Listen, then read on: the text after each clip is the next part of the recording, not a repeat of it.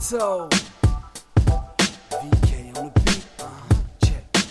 I'm in Toronto where you wanna get the city love. I'm from Toronto where you wanna get the city love. I'm in Toronto like we wanna get the city love. My city love me back for my city love. Welcome to episode 1778 of Toronto Mic'd, proudly brought to you by Great Lakes Brewery, a fiercely independent craft brewery who believes in supporting communities, good times, and brewing amazing beer. Order online for free local home delivery in the GTA. Palma Pasta. Enjoy the taste of fresh, homemade Italian pasta and entrees from Palma Pasta in Mississauga and Oakville. Blue Sky Agency, the official distributor of Silen's quiet, comfortable, and customizable office pods. Create sanctuary within your workspace. Nick Iones, host of Building Toronto Skyline and Building Success, two podcasts you ought to listen to. RecycleMyElectronics.ca, committing to our planet's future means properly recycling our electronics of the past. And Ridley Funeral Home, pillars of the community since 1921. Today, making his Toronto Mic'd debut, it's Steve Teekens. Welcome to Toronto Mic'd, Steve. Okay, thank you. It's a pleasure to be here today. Well, thank you for taking the time and making the trek to South Etobicoke. Not a problem. Now, Steve, I asked your permission beforehand, and I'm here to announce to the listenership that there's a very special co-host for this episode, because it just so happens today, Friday, October 10th, is a PD day, and my co-host for this episode, as we get to know you, Steve, and basically we have questions, and my co-host is my son, Jarvis. Jarvis, say hello to everybody. Hello, everyone. So, Jarvis, are you nervous making your hosting debut on Toronto Mic'd? No, I'm not really. Okay, what do you think, Steve? Should he be nervous? I don't think so. I think that's pretty cool that he's, having a PD day today and he's able to participate and be a co-host. That's really awesome. And it's a second, like the school year just started, and I took note that this is the second PD day. So, I don't know. Are they ever going to have a full week of school? What's going on, Jarvis? Well, the teachers need a lot of time to prep for you and stuff. A lot of time to prep for you. Okay, Steve. Oh gosh, we have so many questions, but maybe off the top, if you could tell us a little bit about yourself. Tell us a little bit about Steve Teekens. Okay. Well, where do I start? Okay, so give me the origin story. Like, I know you got into social work, right? Mm-hmm. Like, maybe give us the origin story of when you decided to get into that field and how you kind of made that happen. This is a very interesting story. So when I was a young person, I grew up in Ottawa, just outside of Collingwood.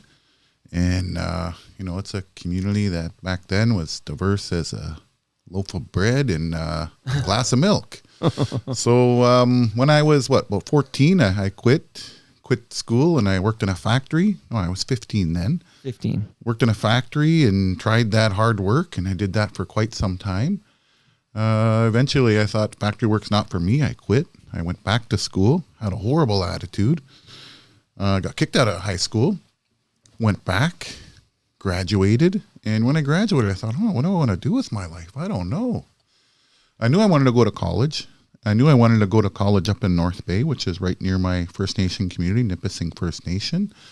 And so I pulled out the Canada College course book, opened up the second page with all the listings of the college programs you could enroll in. Right. And closed my eyes, ran my finger down the list, stopped my finger somewhere, opened up my eyes, said social service worker. So, all right, I'll sign up for that. So I signed up. I was accepted, went to college, didn't really try hard, did very well, and graduated. Then took a kick at the can at university, at Nipissing University. And, I dropped out. I was taking psychology. I was given my first year of transfer credits, and that was a mistake for me. I should have started right from scratch. Right. And I dropped out, and I moved to Toronto, and my first job was in the city working as a street outreach worker. My job back then was working with homeless individuals who, are outdoor homeless on the streets. So that was a really interesting time in my life. I learned so much. It was so eye-opening, especially being a young person from a community just a couple hours north of Toronto where you didn't see that sort of thing every day. Okay, Steve, we're going to step in right here to say that's an absolute remarkable story for how you end up as a social worker. Like that, so you close your eyes and there's a list of courses or what you could study, and you just landed. You could have landed anywhere. Yeah, it could have been, who knows? I could have gotten a carpentry or something. You could have gone into Yeah. logistics or something. Yeah. You could be managing a warehouse right now. Do you recommend to young Jarvis that's how he chooses his studies at university? Well, no, I don't think that's a great idea. Back then, though, I didn't really know what I wanted to do. But you knew you wanted to go to this near North Bay. Exactly. Yeah. Have that connection with my First Nation community, with some of my family up there, and hang out with my cousins up there who I really had a good time hanging out with. And that was my priority then. I also knew I didn't want to work in a factory ever again. Right. Not even if you're managing the warehouse. Not even. No. No. Okay. So fascinating. And again, just reminding my esteemed co-host, Jarvis, that if you have any questions along the way, you can ask Steve. We've now got it. So you've moved to Toronto. So what exactly brought you to Toronto? Work. When I was in North Bay and I had my college diploma under my belt, I was applying for all kinds of jobs, but being a small city and being a college and university town, it's really difficult sometimes to get work there in the social services field.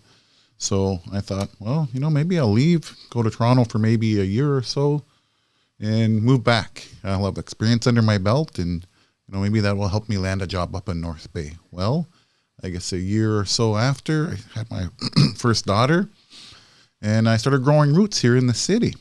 So my plans changed along the way. And, I decided not to go back. Well, many a great Canadian ended up in Toronto for the jobs. Yeah, that's right. I feel like we're in going down the road, right? They got jobs. They got lawyering jobs. They got all kinds of jobs in Toronto. So we're glad to have you here, of course. Now, may I ask you, and I think Jarvis had a question too, if he's ready to pipe in. But so you're in an Ojibwe and you're a member of Nipissing First Nation. Yeah. Jarvis, did you have any questions about Steve's family and background? Because, of course, Jarvis... Maybe you chime in here, Jarvis. In your class in school, you're in grade 6, and we just had Orange Shirt Day. You guys were tell us about what you were studying and what you were curious about. We're learning about the residential schools that the Indigenous people went through, and we just recently watched a play called The Mush Hole at Young People's Theater, which has some deep stuff in it. Well, what did you learn from that? And then we can, I know you have a specific question for Steve, but what did you learn from this play you watched, The Mush Hole? Well, they were treated horribly, the people there. The Indigenous people in the residential schools? Yeah. And did you have a question for Steve about his family? Mm-hmm. How do you feel about the residential schools? Well, I visited the one where two of my grandparents went in Spanish Ontario, and I have to say when I went there, I just had this ugly, awful feeling in the pit of my belly. It was just really awful being there. Right in front of the school was a graveyard. Had a lot of graves of children there. There was a gravestone written in Ojibwe, and I believe what loosely translated what it meant was, we'll always remember our children. My grandparents went to residential school. It was a horrible experience for them. I think there's this notion of intergenerational trauma where the trauma of one generation gets passed on to the next. Right. And, my mother was part of the adoption scoop along with most of my uncles and aunts, and they were raised in non-Indigenous homes. And it was just a horrible experience all around. Residential schools were something in my generation and for many Canadians that are a little bit older. We never studied any of this in school. And a lot of Canadians didn't know any of these things. I'm really pleased to hear that you studied this in school. That's really good, even though it's not a piece of Canadian history to be proud of. But it's important to learn the truth. Maybe once people learn the truth, they'll have greater understanding of the challenges that a lot of First Nations people face. Residential schools were a systemic thing that were legally sanctioned through the Indian Act. And the government was behind making this happen, where the children went to those schools. And just a horrible experience and a chapter in Canadian history. So it's good to know that you're learning those things. I know the mush hole, it's called the mush hole because the mush hole is the Mohawk Institute in Brantford. It was the first residential school ever opened in Canada. I think it was 1886, if I remember correctly. And it didn't close until not too long ago. And, generations upon generations of Native people went to those schools. The reason it's called the mush hole is because the primary staple for feeding those children was porridge. Leftover porridge, sometimes porridge that was rotten. And that's what they fed the kids. So thus they gave it the name mush hole. Jarvis, any more questions? So just, I understand this correctly. So you're the grandchild of residential school survivors. So did you ever speak to your grandparents about their experience in the residential school? Unfortunately not. I know some of that older generation that went to residential schools, it was common for them to never discuss it. Often live their whole life and not really talk about it, keep it bottled up inside. When my mother finally discovered her siblings, because they're all separated, we came from a large family, there was about 12 of them. When she finally discovered some of them, her parents were already deceased. It passed away, so there was never an opportunity for my mom to connect with her birth parents, and I never had that opportunity either. Now, Jarvis asked me a good question. We were talking about you earlier, and he asked me, I feel like he could ask it for himself here, but just to remind him, he wanted me to ask you, what was the 60s scoop? Because you mentioned that you're a child of someone who survived the 60s scoop. But tell us what exactly was the 60s scoop. Okay, so the 60s scoop was something, again, that the government sanctioned.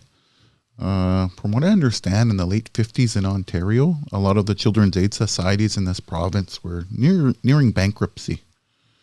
And then they seen this untapped market of children that they felt they could protect on First Nations communities.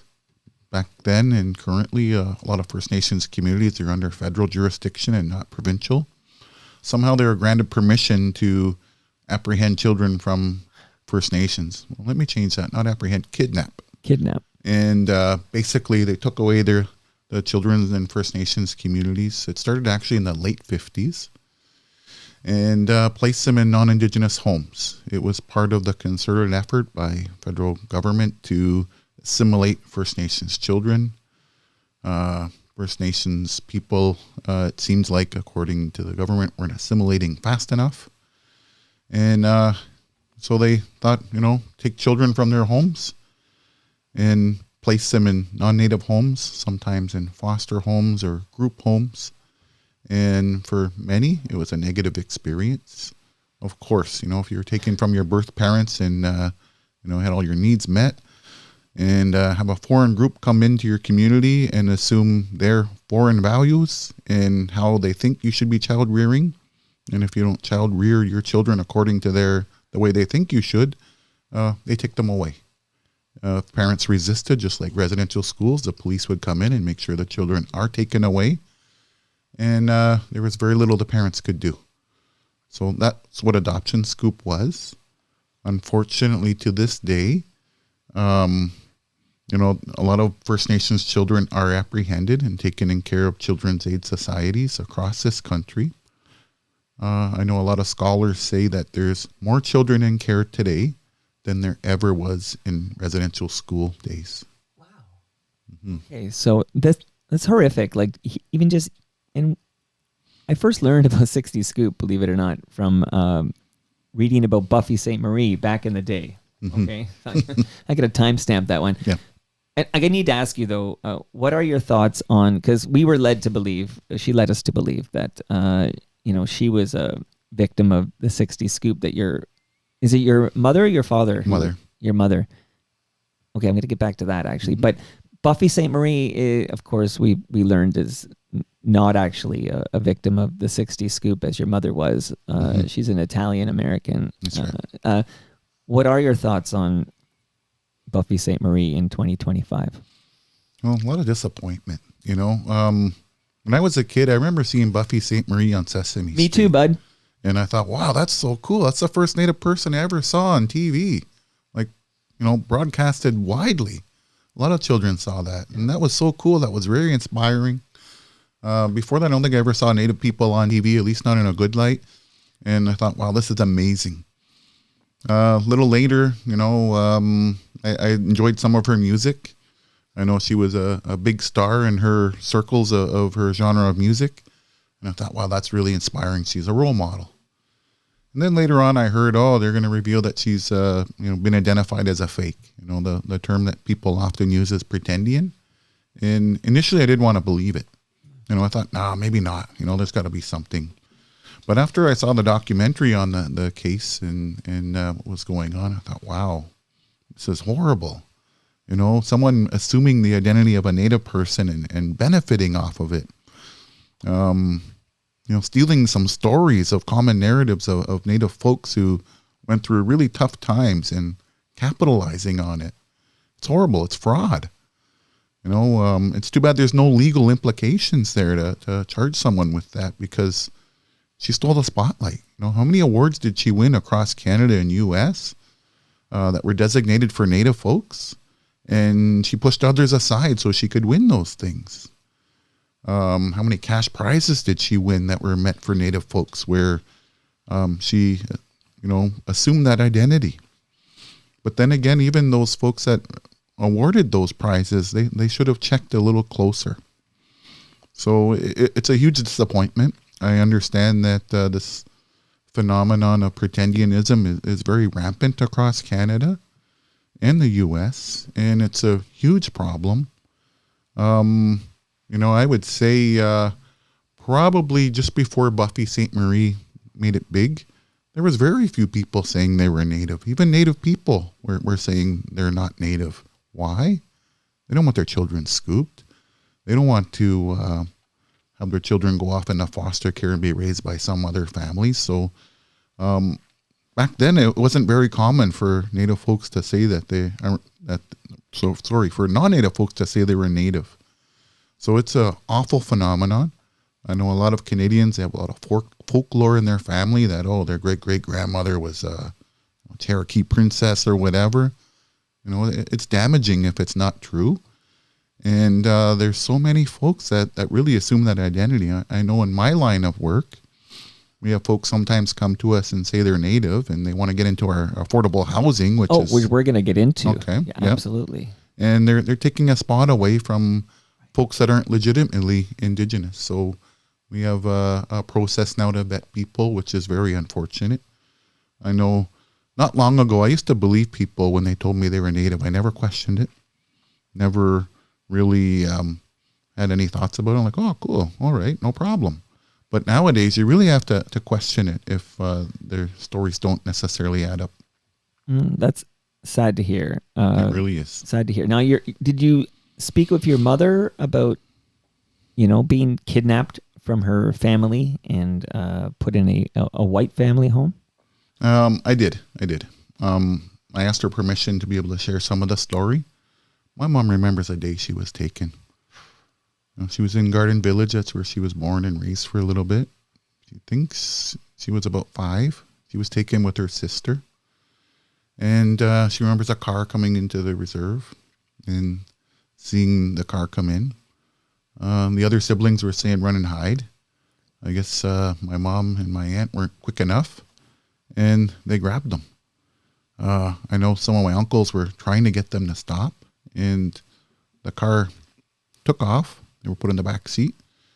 The car left, and they were looking at the back window, and their siblings were chasing after the car to no avail. She said they drove what seemed like for a really long time, and eventually they were brought to this farm. And when they were brought to the farm, they remember laughing at the people the way they talked. And they were laughing at the people the way they talked because it was a French community. It was a French family. So she was raised on that French farm up until the age of 18. She was never adopted. She's always a foster child, along with my aunt. The minute she turned 18, she had to leave. They were basically laborers on the farm. There were other foster kids that were raised on that farm as well. Some were French Canadian, some were native. And yeah, that's how she spent most of her childhood. I know growing up in that French Catholic community, it was not necessarily easy, particularly if you were native growing up there. But in a nutshell, that was the story of what happened. It wasn't until a little bit later when she left and met my dad, she was curious about her siblings. So they came to Toronto. They looked at the Toronto phone book back then, which was a rather large book, like an encyclopedia. Right. They went through it and they found my uncle. And then after finding my uncle, I was just born then, that's how they connected with the rest of the family. Wow. Okay. My goodness. Jarvis, do you know what a phone book is? Yes, I do. Oh, you do? Okay, I'm surprised. Okay. Yeah. Have you ever seen one? Serious question. Have you ever seen a phone book? No. Like, okay, just like pictures online or like YouTube videos or something. Yeah, pretty much. Because I'm thinking Jarvis is 11, and I'm trying to think of when I last had a phone book in the house, and I'm thinking it might be 20 years ago. So, okay. Yeah. Okay. And it's funny to how we move on from these things that were just like staples of a home. Like everybody had the white pages and the yellow pages, and there's no home without one in this entire country. And today they're completely obsolete, which is fascinating. Okay, Steve, I'm so sorry. I'm so sorry all that happened to you and your family. Jarvis, did you have any questions about what you about National Day for Truth and Reconciliation, which was September 30th? Oh yes. How do you feel about Orange Shirt Day? Okay. Well, at NAMI Res, we have a National Day of Reconciliation event that takes place not far from where our services are located. Initially, when the unmarked graves were discovered in the former residential school in Kamloops, British Columbia, I think they found like 192 unmarked graves of children. Right. No schools in Canada, or at least no non-Indigenous residential schools have graveyards outside of them. It's really an odd phenomenon. But in a lot of residential schools where Native children went, it's very common for graveyards to be right across from those schools, which is just horrifying. Just imagine if you were a kid going to school and see your little buddy that was buried there on a daily basis. Good point. Must really give you an awful feeling, right? So when that was discovered, it really shook a lot of Canadians, both Indigenous and non-Indigenous. I think for non-Indigenous, I'm making an assumption here, but I thought that was finally evidence for a lot of non-Native Canadians to realize, wow, awful things really did happen in those residential schools. So at NAMI Res, what we did was we fastened orange T-shirts to the outside of our buildings on Vaughan Road. We have 3 buildings there. At the time, we fastened it to 2 of them, and it made a really wonderful public statement. It was unusual to see a whole bunch of orange T-shirts fastened to buildings. So that's all we did. We didn't plan any event. We didn't seek any media attention or anything. We just wanted to make a silent message. And I think that message got across very well. Our neighbors in our neighborhood were asking about the orange shirts. They were asking if we were going to do any events or anything. To the goodness of our neighbors in that neighborhood, they did plan events to honor Native people and to remember some of the horrible things which happened in our Canadian history. And since then, the following year, we started a National Day of Reconciliation event at Hillcrest Park. This year marked our 3rd one. And I have to say, this year when I drove in to work, I was really surprised how many young people I saw wearing orange T-shirts. It gave me hope for the future. A lot of our young people are now learning these things, as you shared earlier, which is really a good thing, even though it's horrible things to learn, but it is part of our history. So I'm very hopeful for the future. the other thing at our event this year, we invited some of the local elementary schools in our neighborhood along with our neighbors. We had a wonderful turnout this year. And we were giving out orange T-shirts to people that showed up this year. We were able to do that. And I saw a bunch of young boys. They were high school age. And I walked up to them and I said, hey, guys, what school are you here with? And they're like, oh, we're with the high school now up the road here. I'm like, oh, okay. So where's your group? Where's your teacher? So, oh, no, we came on our own. We're on our lunch break. I thought, wow, that's really cool. So I said, well, we got orange T-shirts over there, guys. Just go over there, tell them your size, and we'll give you some. And that really inspired me. Just seeing these young guys coming to the event, genuinely curious about the event and wanting to support. So that made me very hopeful for the future. And so that really capped my thoughts for this year's Truth and Reconciliation event.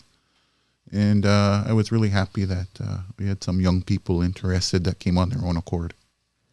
Now, obviously, Steve, I'm going to want you in a moment. I'm going to want you to tell me all about Name Res, which you've referenced a couple of times. And people are like, what's he talking about? We're going to really get into Name Res. But I'm 51 years old, and we didn't learn anything.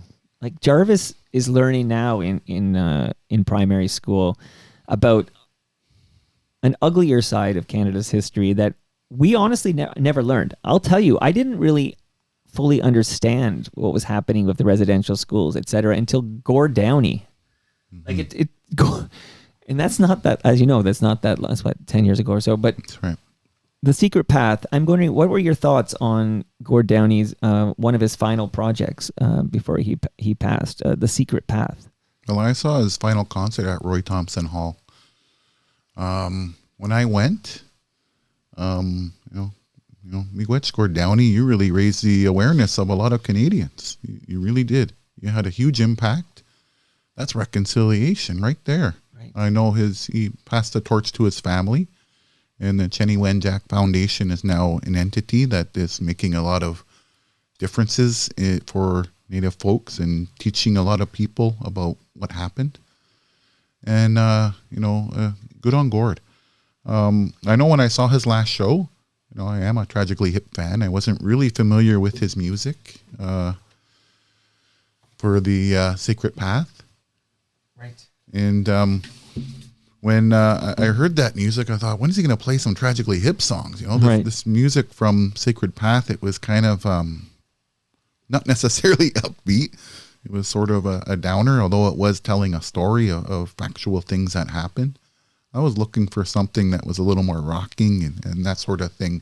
Right. But later it dawned on me, wow, I was really fortunate to be able to see his last show. And I think, again, he raised the awareness of Canadians. I remember even watching the last Tragically Hip concert that was televised on when they did their last show in Kingston.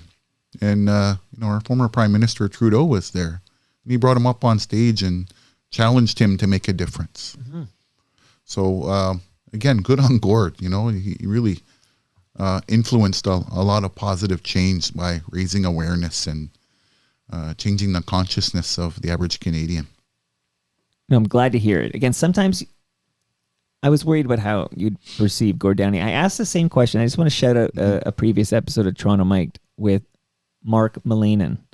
Do you know Mark and his work? He's working with a group, and actually they're working to out the pretendians that you referenced earlier, like Buffy St. Marie, because yes, there are people who present themselves as Indigenous people when this is simply not true. It's fraud. So they're working, and Mark echoed sentiments that you just shared with me, which is that reconciliation, the awareness raised by the Secret Path project by Gord Downie. I mean, there's a lot of Canadians who are Tragically Hip fans, and I just pulled out my vinyl copy of Road Apples here because I'm a big hip fan, and I found it hauntingly beautiful, and I learned so much. And then once you have the awareness, then you seek out other information, etc., and talk to good people like yourself, Steve. So I feel like what he did there in that massive audience he had on August 20th, 2016, I want to say, in Kingston, he used his his forum. He used his very large microphone to raise awareness, and I think that was invaluable. And now that we do have every September 30th, we have Truth and Reconciliation Day.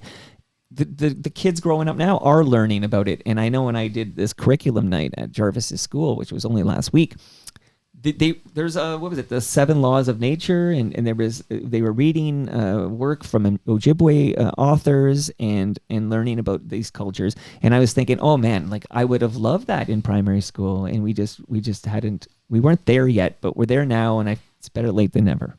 Mm-hmm. Right. Yeah. All right, you've now mentioned several times about Name-Res, and Name-Res, I know Name-Res stands for Native Men's Residence. Please tell us about Name-Res. Okay, so I'm going to go on a long rant here, I think. Okay, and Jarvis, after this rant, if you have any questions about Name-Res, because I've been reading about it, and I don't think a lot of people know it exists, but you mentioned Vaughan Road, so this is 22 Vaughan Road here in Toronto. Yeah, so we have a number of addresses along Vaughan Road. We have 16 Vaughan Road, we have 22 Vaughan Road, which is our health center, and we have 26 Vaughan Road, which is our transitional shelter. Okay. So Name-Res has been around since 1983. It's at 43 years now. Right. And initially we started as a group of ladies from the Ontario Native Women's Association. They noticed a trend in Toronto back in the early 80s where there was a lot of Native men coming to Toronto, much like what I was doing when I was younger, looking for better opportunities, looking for work.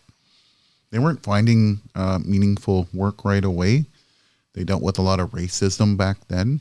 They had difficulties finding apartments or a place to rent. They had difficulty finding jobs. For many of them, they ended up being homeless and staying outdoors and staying on the streets. So the ladies from Ontario Native Women's Association commissioned a study. Back then, it was Ryerson University scholars that did this study, and they determined that there was definitely a need for a Native men's shelter within Toronto because there were so many Native men coming here looking for better opportunities and not finding them right away. So the shelter started in 1985. They purchased the first building on Vaughan Road at 16 Vaughan Road, and back then it was a 26-bed shelter. Worked with a lot of Native men there and helped them to have an opportunity to find their potential within the city, many of which received jobs and job opportunities. Eventually found housing, which seemed to be an uphill battle back then, because I've heard stories about how the racism within Toronto back in those days was far worse than it is today.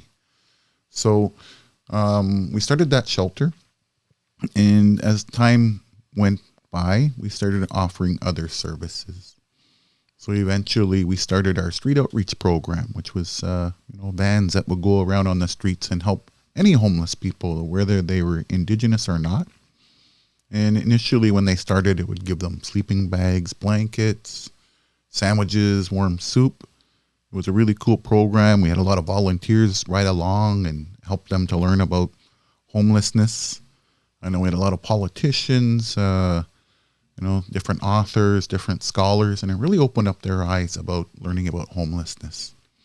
Then with our outreach program in 2008, we changed our philosophy of delivering services, and we moved to a housing first type of model. Housing first is a model where instead of offering blankets or sleeping bags or warm meals to keep them outside and on the streets and able to survive and prolong their issues with homelessness, we offer them housing. And housing is seen as a human right. And we thought the best way to end homelessness, instead of giving sleeping bags and soup and sandwiches, is to get them housed. So back in 2008, when we started that housing first type of street outreach, it was a bit controversial for some folks because no longer were we providing the survival items that people needed to be out on the streets. Of course, we did supply some food, but not in the same degree as we used to. We no longer had volunteers helping us. And back then, it worked really fabulous. We were able to get people housed very quickly. The housing market was much different back then in 2008. It worked wonderfully. and we got a lot of people housed. And so we still carry on that model. Although, we have street outreach workers that make those relationships with people that are homeless and outdoors, staying in parks, wherever they may be. And we have housing workers that once those folks are ready to get housed and feel they want to leave the streets behind, we'll help them find housing. And I wouldn't want to be a housing worker in Toronto these days because the housing market's kind of crazy. The rents are super high. It's unaffordable for even people that are not homeless. And a lot of their household income goes towards their rent, which doesn't leave much else for a lot of renters in Toronto. They have to buy food or cover other bills. So they have to make tough decisions. And then once somebody is housed, we have a follow-up worker. And the follow-up worker will basically do home visits, make sure they're doing okay, make sure that they're making their rent, that any issues that would hinder their ability to be a good tenant are dealt with. It's not necessarily an easy job either. They'll also, once someone is housed, they'll show them different resources in their neighborhood. So whether they're looking for a hot meal, maybe where they ran out of food, they'll show them where the drop-ins are. If they're looking for a food bank, they'll let them know where their local food banks are. So they'll hook them up with community resources in their neighborhoods so that they'll be more likely to be successful as a tenant and not be homeless again. It works really well for a lot of people. And even sometimes if there's issues with the landlord or the landlord has issues with them, they might intervene as well and try to, have the landlord not kick them out. So it's a great program. And that's part of our continuum of care. And then I talked about briefly about the NAMI-RES shelter. So the NAMI-RES shelter, that's how we started all of our services. It's been around for quite some time. It's now a 71-bed shelter. We put additions on, built up our services. And I understand it's one of the few shelters in Toronto where we have medical staff. So about 16, 17 years ago, we, started having a relationship with, we hired a nurse. And, our staff nurse will work with our guys with health issues. We started a partnership now where we have a medical doctor that comes in a half day a week, as well as a psychiatrist who will come in, and a psychiatrist will work with folks that have mental health issues. It's a fabulous program. It's helped lots of people. And at that time, we couldn't get any funding for our nurse. So a philanthropist came forward and helped fund our nurse. Now we have funding finally through the Ministry of Health. It was like a 17-year quest that I had to try to get that funding. We're finally there. And, really happy we have the nurse. And I understand some shelters in Toronto, they're starting to also have medical services in their spaces, which is a positive. We also have another shelter just down the road. It's called Sagate. It's a shelter that's specifically for Indigenous men, whereas the NAMI-RES shelter is for anybody looking for emergency shelter services. So we serve a lot of non-Indigenous people as well. But Sagate was designed to help Indigenous men no longer have issues with homelessness. So we work with men that have been homeless before. They apply to get in. A requirement of them staying there is they have to participate in a 3 to 6 month life skills program called the Pinamoanine. The Pinamoanine in Ojibwe means having confidence in myself. A lot of people that have been homeless sometimes lack confidence. So we have a lot of cultural type programs. We teach Ojibwe language for the guys as part of the curriculum, as well as Cree language in the summer. We have sweat lodge on site. We have elders that come in. We have a medicinal garden where we teach the guys about Indigenous medicinal plants that are local to this area. And they grow them from seedlings. They nurture them right up until they're mature. Some of those medicinal plants that they grow, they just harvested recently or are about to harvest because it's the fall now. And in the winter months, we'll bring in somebody with that Indigenous plant knowledge, and they'll share, I guess, the qualities of those plants and how to make teas with them, how to make different salves and different things like that. So they'll learn their qualities about those plants. That's healing in a way, being able to learn that cultural knowledge around the plant medicines, as well as the cultural aspects related to it. So at Sagate, we also work with men leaving federal corrections. We have 6 halfway house beds. I know corrections calls them community residential facility beds. And unfortunately, we're the only Indigenous halfway house bed provider in all of Ontario. Wow. Only one. You know, you often hear about how within the jails in Canada that there's overrepresentation of Indigenous peoples in those jails. Well, I know in Ontario, all the penitentiaries that are federally run, 1/3 of the population is Indigenous. Oh my goodness. And I think that's the largest Indigenous population in any federal institutions in Canada. And it just seems really unjust that there's only one Indigenous service provider helping people reintegrate. So right now we're doing some studies on that. We're doing evaluation of our program. We know we're highly successful. We do want to expand in that area. There's room for expansion. There's room for others even to get in that area, for Indigenous folks, helping them reintegrate. And, it's a lonely space for being the only Indigenous halfway house bed provider in all of Ontario. So we're working on trying to change that. But it's a very successful program. It helps a lot of guys. We do get them housed afterwards. And then going back to that continuum of care of services we offer, we also have an intensive case management program called Minno Kanagoan. In Ojibwe, that means looking for the good in myself or looking for the good mind. It's an intensive mental health and addictions case management program. We have 3 case managers, and they'll work with a smaller caseload so they can work more intensive with some of the guys that are part of that.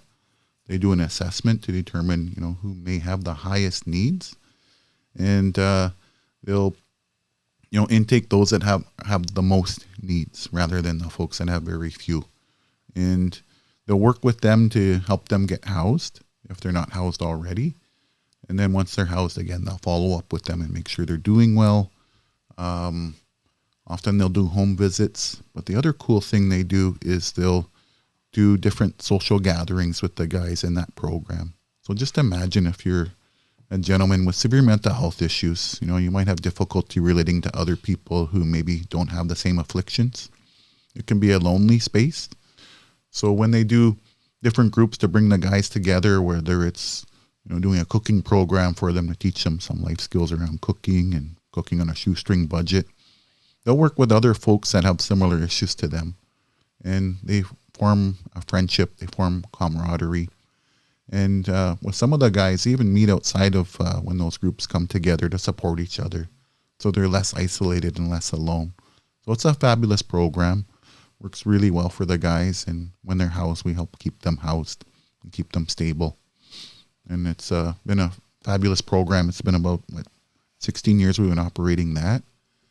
And then, along that continuum of care, about 16 years ago when the Toronto housing market was really red hot, everybody talks about how hot it is. I think it still is. But anyway, housing prices were going up drastically back then. And I thought, well, geez, you don't need to read the writing on the wall to see that the rental market's probably going to follow suit in not too much time. And it sure has. So I thought, well, let's get into the housing market. Let's acquire houses and let's fix them up really nice for our guys. We'll rent them out at deeply affordable rents. And, that'll be our way of ending homelessness. And we've been doing that for about 17 years now. We have 2 houses under construction currently. We're growing our housing stock. We have about, 37 units right now that we rent out to guys at deeply affordable rents. And let me clarify what affordable and deeply affordable is. So in Ontario, provincial government considers affordable housing to be housing that's within the 80th percentile of what the average market rent is in any given neighborhood. So understand right now, roughly the average price in Toronto for a 1-bedroom is about $2,100 a month. If you're a guy on social assistance or ODSP, that's not enough to afford a house. So we offer rents at what we call deeply affordable, because affordable isn't really affordable. So we offer rents that are within their budget range, and It really helps guys to get out of the shelter system, get off the streets. And our houses are nice. We build them nice. I believe that homeless people, just because you're homeless doesn't mean you should live in a crappy place where you can't have your dignity and be proud of where you live. So we offer very nice units. When we can reconstruct homes or retrofit them, or even we have one we built from scratch, that we look at the products that we use. We make sure they're durable. We know some of our tenants are sometimes hard on things in the homes, and we don't want to buy cheap things that we're constantly replacing. So we also look at energy efficiencies. And again, our homes are very nice. So we've been able to place a lot of guys in our housing and really make a difference for them. Most of our tenants at our first affordable housing that we offered, 41% of our guys have been there since day one. It's about 17 years. Wow. It allows guys opportunities to grow roots in the city. We've had some guys go to college or university and, graduate and work in different fields. We've had some guys take on trades because we know there's a big shortage of tradespeople in Canada, Ontario right now. And we've also had some guys, they're either retired or they have different disabilities and they'll probably never be able to work. So we have that as well. We have a mixed bag of different tenants, but we really give guys opportunities to realize their potential, and it's really empowering. Also, all the guys that get housed in our housing, they have a follow-up worker. Anybody that gets housed through NAMI Res, whether it's our housing or private market, we assign them a follow-up worker who will follow up with them, make sure they're doing okay. Sometimes accompany them to medical appointments, that sort of thing, and just be that moral support for them. But they'll also hook them up with resources in their neighborhood so that they're not left alone. We don't make the guys dependent on us. We show them where the resources are so that eventually they can take care of things for themselves. And it works really well. And I'm really pleased to say that we have 2 other houses in development right now, both in the east end of Toronto. One's in Riverdale area, and it should be ready probably February. We have another one in the beaches area, and that one should also be ready in February. Really pleased that we're able to acquire these houses and fix them up. And one of the new ones that's currently under construction, that's one where we were able to demolish an old building that was there and build from scratch, from brand new. Building housing in Toronto is not easy. The one that we acquired in the beaches area, when we acquired that, it was during the heat of COVID when everyone was staying home. And, we got a mortgage from our bank to acquire that property because we knew it was a good thing to do. And it took us about 3 years to get our building permit. I know there's been a lot of talk in Toronto about how they're speeding things up. I'm not seeing it. I'm hearing a lot of talk, but I'm glad we're not engaging in all that talk and we're just doing it, because housing is the only way to end homelessness. It really is. Well, there's a lot. So, firstly, that sounds amazing what you're doing at NAMI Res. Like, there's a lot to take in. Jarvis, you were taking all that in. That it's so thorough, and I'm going to let the listenership know that the website is namires.org, which is NAMERES.org. And I was checking that out. And Instagram, it's na, which is NA_me, ME, and then underscore res, RES. And on Facebook, it's NAMI Res Toronto. So you can follow and learn more. A couple of lines I got from going to namires.org, and you touched on this at the end there, that it says, understanding that the cure for homelessness is affordable housing. How do you finance? Like, I'm curious where the money comes from. And you mentioned the City of Toronto. How exactly do you collaborate with the City of Toronto? Okay. Well, the money for a lot of the affordable housing that we acquire, they're big purchases. They're not small ticket items by any means. So fortunately, there's a number of funding sources we usually apply to. And with those funding sources, we're able to stack their funding on top of each other to be able to afford these spaces, which is really good. So Of course, the longest probably housing funder in all of Canada is CMHC. We've applied to them before. We received grants for seed funding to start off things, to do environmental assessments on the properties, to do site plan surveys, that sort of stuff, just to get to the point where we'll be able to acquire a building permit. And then there's other funders as well in the city. The biggest one is the City of Toronto's Housing Secretariat. And all municipalities in Ontario, they're required to do a 10-year housing plan. And I know with the Housing Secretariat's 10-year housing plan, it started in 2020 and it goes to 2030. And they earmarked a percentage or an actual number of units that should be affordable for Indigenous community. And the number is like 5,200. And I know since that plan's been released, we're nowhere near that number. I don't even think we broke 1,000 units yet. And, at least it's a start. It's a target. It's not a moving target. It's pretty stagnant for those 10 years. It's something we're aspiring to get towards. There's a number of Indigenous housing providers in Toronto that are, trying to acquire units so they can offer it at affordable rents. Another funder that we have, which I'm very proud of, is there's an Indigenous funder here in Toronto called Mizoe Development Corporation. And they receive funding from the province, and they allocate urban Indigenous funding in Toronto and the GTA. And basically, they have a call for proposals every so often. And if we have any housing that's being developed, we'll apply. And we've been successful a few times in this competition. And all of these funding things that I'm describing are all competitions. You have to write a sound proposal. Often you need letters of support, and you're competing against anybody else that's applying. So we've been fortunate in applying to those. The other funders would be the province of Ontario, and Municipal Affairs and Housing sometimes has different funding envelopes available. So there is a growing number of housing funders, and it's not nearly enough, and it's definitely not enough to meet the needs in Toronto. And with some of the national housing funders, even the provincial, sometimes there's so many complications in getting housing going in Toronto.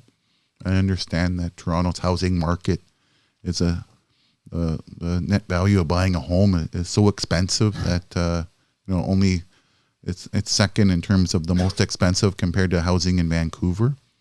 So it's really difficult to acquire the amount of funding you need to purchase a property and build on it. So we've been really good at writing proposals and demonstrating once we house somebody that it really helps them not to be homeless anymore. And we've been successful in these competitions to acquire the funding to offer affordable housing.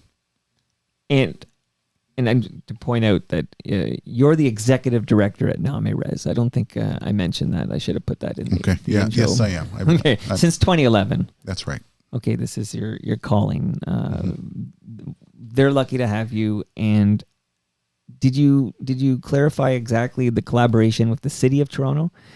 Like they are collaborating with Name Res. Am I right? In many ways and in many departments. So, for instance, our housing in the Beaches area, our city councillor has been a huge supporter of us.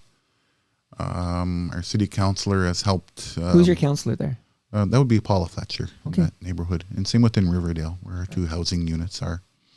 And she's helped streamline some of the processes that seem to be moving rather slowly within the city, whether it be the acquiring permits, help streamline some of maybe the snags we hit along the way, helped us with Toronto water hookups that sometimes seem to take an incredibly long time, longer than we expected, and just maybe encourage them to speed things up a little. So been very helpful that way. Another department that's been very helpful to us at times has been the Housing Secretariat office. They They seem to know all things housing. They're experts in working with the city in all the processes you need to get a building and some of the funding they do. Another one that another funder I forgot to mention, which is a wing of the Housing Secretariat, is the MURA funding, the multi-unit rental acquisition funding. More recently, it's a large pot of funding, and it's meant to keep some of the older housing stock and rental units as rental units. So we've applied to that funding before, and it's basically funding to buy older multi-unit buildings and rent them out and continue to rent them out at affordable rents. So that's been a really helpful program. And more recently, they earmarked 20% of their funding allocation for Indigenous projects, which is very helpful. I'm going to check in with my esteemed co-host, Jarvis. Jarvis, do you have any questions at all about Name Res? I'll bet you didn't know this organization existed.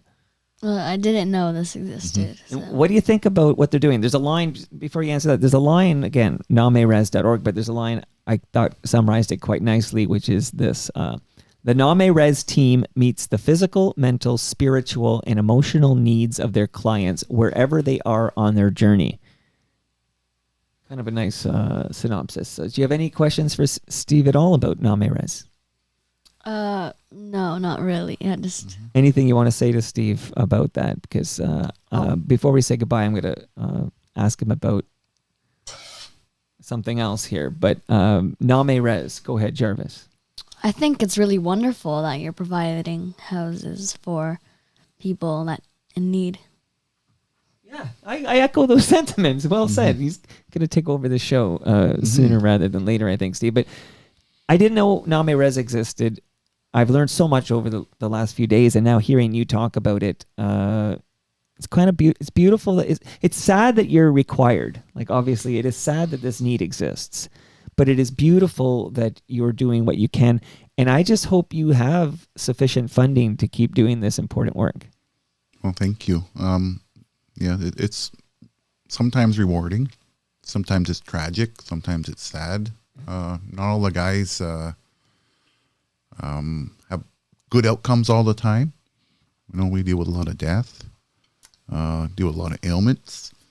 And, you know, I've learned along the way to celebrate the small victories, because that's what really keeps you going working in this field. Otherwise, if you focus on the negative things, you'll burn out very quickly. So, you know, I have a great team of staff that really help make a difference in a lot of the lives of the people we work with. And I'm very fortunate to be surrounded by such a great team of staff that really make the difference. I know there is one service I didn't get to mention yet that has been one of our newer services we've been operating now for the last 5.5 years. We operate a health center, and we're the second Indigenous health center within Toronto. It's called the Doje Minno Nasewanong, the Place of Healthy Breathing. And it's a health center where we have doctors, nurse practitioners, nurses, traditional healers, where they do traditional Indigenous medicine to help treat ailments and help with healing. And it's been operating 5.5 years. It started during COVID, when there wasn't really much guidance around how to deal with COVID. It started as a place where people could get tested for COVID, eventually follow-up care to help them, deal with their COVID ailments.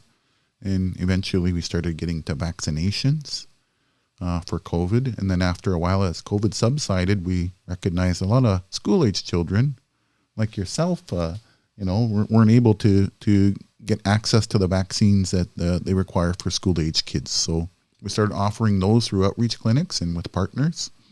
Now we have a really functioning health program that we do get some funding for the Ministry of Health, and really pleased to offer this service for Native folks in Toronto. I know the last question I want to ask you, something I'm always curious about your thoughts as a proud Ojibwe man. But before there, just want to touch on the fact that I was reading that you're a drummer, singer, and grass dancer. Yes. Maybe elaborate what exactly that is, and where has that taken you in this world? Okay. Well, when I was young, I didn't really grow up with the culture at all. Didn't know much about my cultural background. Yeah, I knew I was Ojibwe. I knew my family's from Nipissing First Nation, but outside of that, I didn't know much. So I was curious. When I was in high school, I used to volunteer at the Powwow and Barrie and help wherever they needed help. When I would volunteer, I met a lot of wonderful people along the way, lots of elders who shared lots of their knowledge and teachings. It was fabulous. It opened up my eyes to part of our world that I didn't even realize was there. It was really healing for me. I felt connected. Along the way, I was always fascinated with the drumming. And I remember as a young boy, my parents, the first time they took me to a powwow. Before I got to the powwow, I could hear the drumming off in the distance. And I became instantly curious about it.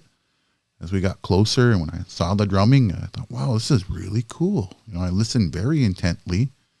I know for the average folks, our drumming might sound like all the songs are the same. But when I listened closely, I could hear the differences. I could listen to the chanting that the singers did. It drew me in like a magnet, and I was just curious. The only thing was back then, I was a really shy kid, like incredibly shy.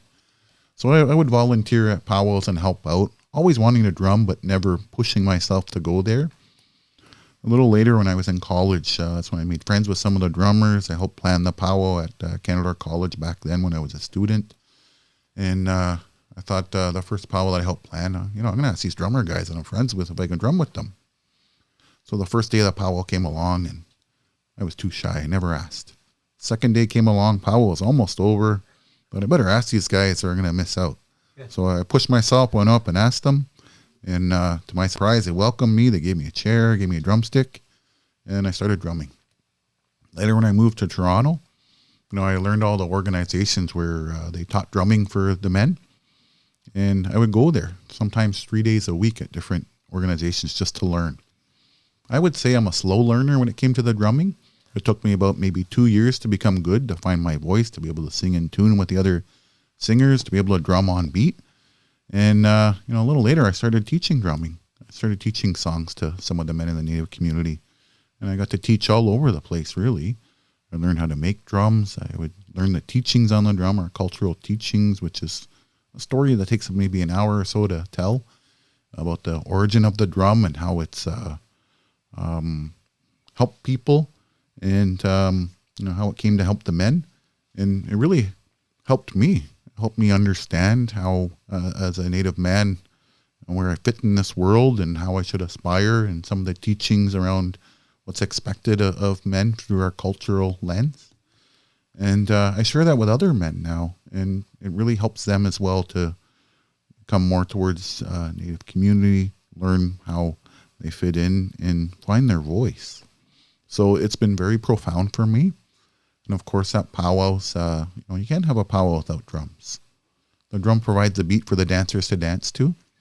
When I was younger too, I was curious about dancing, but even shy about that. I didn't start dancing till I was an adult, after I was more comfortable being around the drum.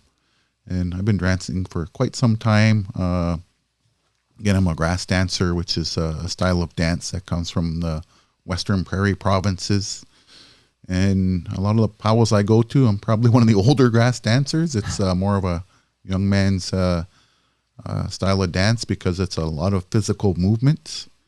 I got to have stamina to be able to dance really well. And I do fairly good at dancing. And really, it just gives me a lot of enjoyment to dance. And it's, I can have an incredibly stressful day. My job isn't always all rosy, and sometimes it is incredibly stressful. And that dancing really helps to relieve that. So I love going to powwows and gatherings. And, Namirez hosts a powwow as well, usually around June 21st, which is National Indigenous Peoples Day. We've hosted it now for about 10 years at Fort York. And it's grown to be one of the largest Indigenous gatherings in the GTA. I think last year we had 17,000 people show up on National Indigenous Peoples Day. Wow. It was a wonderful celebration. I know coming up next year, it's going to be moved to June 13th at Fort York.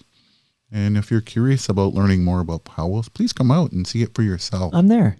Yeah. Jarvis, do you want to go?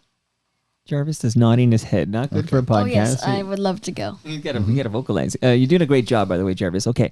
By the way, in this, your grass dancing and the drumming, the singing, this brought you to South Korea, right? You actually went all the way to South Korea for a dance festival. Yeah, I used to work with Native youth, and our drum group, we would be asked to perform at different events all over the place outside of powwows. We used to get asked to drum at different events at City Hall sometimes. Some of the consulates in the city would invite us to perform when there was guests from overseas that came to visit, and because they wanted to see Native culture, and there wasn't many places really in Toronto to see Native culture. It's still kind of like that. So, we were invited all over the place. And one year we were invited to go to South Korea to go drum and dance there at a cultural festival in 2001. So we went there. It was a group of 10 of us, and we had a drum and dance group. And we were treated very well there. They were wonderful hosts. We got to see much of South Korea. We performed almost on a daily basis at this cultural festival they had. It was really cool. I got to meet different cultures from all around the world. And, the one thing that really struck me that we had common among all these different cultural groups from all over the world, all of our cultures have a drum. All of them. I don't think there's many cultures on this earth that don't have the drum. And I think the drum is one of the things as human beings that we all share and ties us together as that common bond. And that's when I learned, maybe the drum it makes a creator's favorite music, because why else would all people on this earth pretty much have a drum? Absolutely. And just to shout out a few of these ceremonies that you helped open, Pan Am Games, which we hosted in 2015, the Toronto World AIDS Conference, and World Youth Day. You performed in front of the Pope. I performed in front of the Pope 2 popes ago. 2 popes? Yes. Okay, so this is the German Pope? Am I getting the right Pope? No, Pope John Paul. Okay, well, that's 3 popes ago. I guess that's 3 popes ago. Yeah, listen, I'm keeping track over here. Okay, well, yeah, oh goodness, I went to Catholic school, and picture of John Paul II in the school. So he was a Pope for a long time.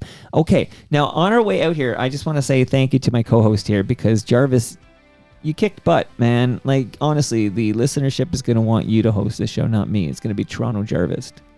So how was it for you, Jarvis? It was really fun. I got to learn a lot today. And did you enjoy? I noticed you chewed gum. I'm not going to criticize you because what can I do? But, you're not supposed to chew gum when you host a podcast. Oh, okay. But otherwise, you were perfect. And what did you think of Steve? He's a really nice guy. And you learned a lot? Yep, I learned a lot. Because I learned a heck of a lot. Steve, so I want to say thank you for all that you do. And thank you for giving me over an hour of your time so we could ask some questions and learn so much. Thank you for doing this. Okay, well, thank you so much for having me here, Jarvis. It was really nice working with you, and I hope this might be an area you might want to pursue.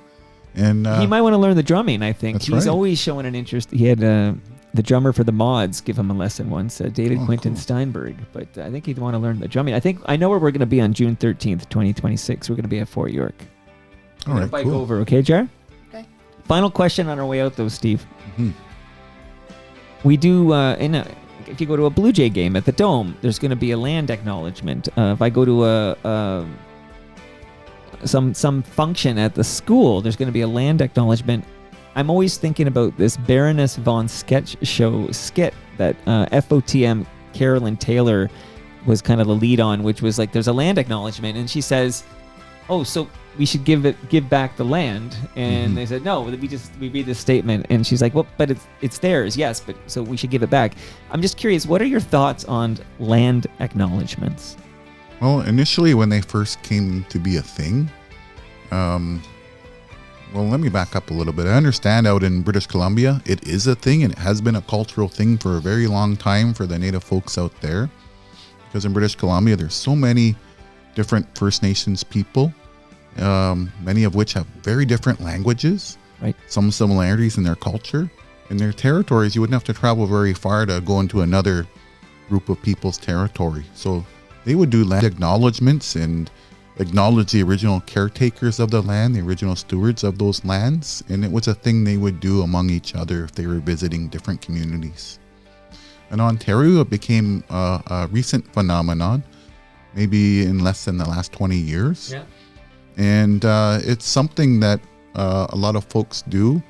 I often think of it as a reflection moment for non-Indigenous Canadians to recognize the territories in which they're in. And maybe, draw on thoughts about the Native folks that are here today.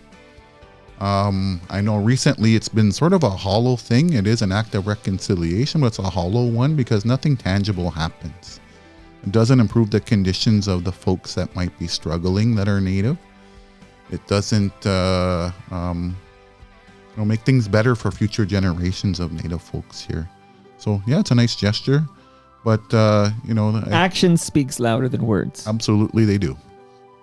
And that, by the way, you're getting Jarvis is going to get you a large frozen lasagna from Palma Pasta to take home with you. You're gonna love it. Delicious Italian food. Great. And that brings us to the end of our 1778th show. Go to torontomike.com for all your Toronto Mike needs. Much love to all who made this possible. That's Great Lakes Brewery, Palma Pasta, Nick Ieni's, RecycleMyElectronics.ca, Blue Sky Agency, contact Doug, he's Doug at blueskyagency.ca, and Ridley Funeral Home. See you all next week when we're going to do a boot sauce episode. Don't miss boot sauce on Tuesday.